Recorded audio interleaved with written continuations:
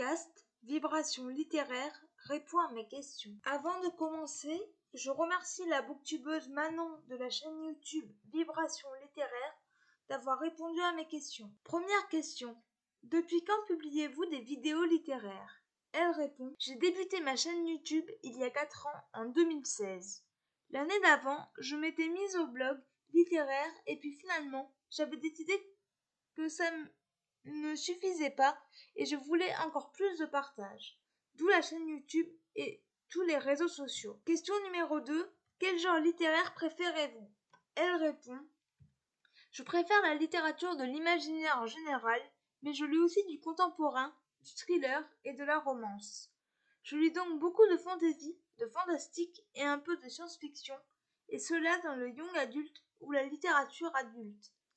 Je lis aussi beaucoup d'ouvrages graphiques, comme les mangas ou des BD. Troisième question, écrivez-vous des romans? Elle répond: pas du tout. J'ai écrit un prologue une fois, et j'en étais tellement satisfaite que je me suis arrêtée là. J'ai dû écrire un mémoire et une thèse l'an dernier, alors je pense que je prends une petite pause avec l'écriture, mais je n'exclus pas de m'y mettre d'ici quelque temps. Question numéro 4. Travaillez-vous dans l'édition? Elle répond: non, aucun rapport.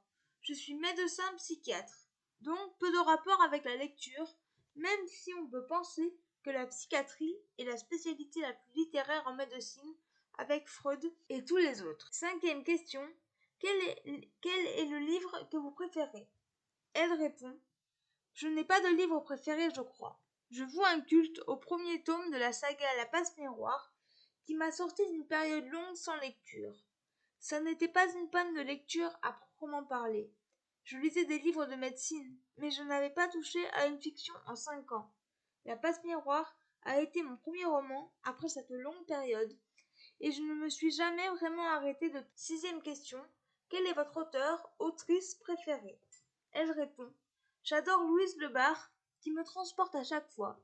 J'aime beaucoup Elina E.C., qui m'a ébloui avec sa saga, et Clarisse Sabart, dont j'attends chaque roman. Septième question. Quelles sont vos passions en dehors de la lecture?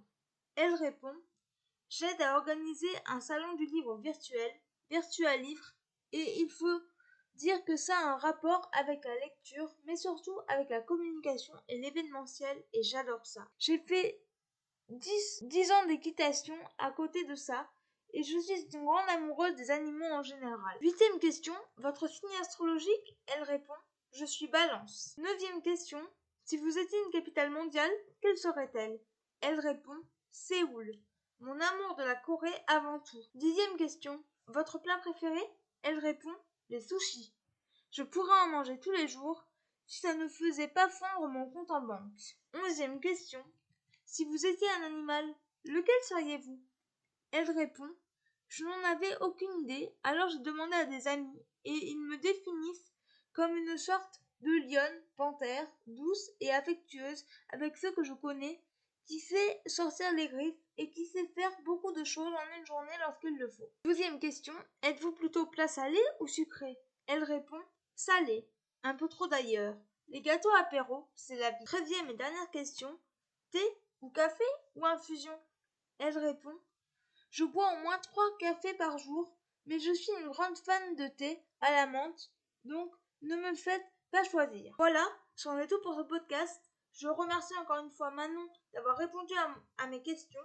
Je vous mettrai le lien de sa chaîne YouTube, mais également de son blog dans la barre d'infos. Et je vous retrouve très bientôt pour un nouveau podcast. Ciao!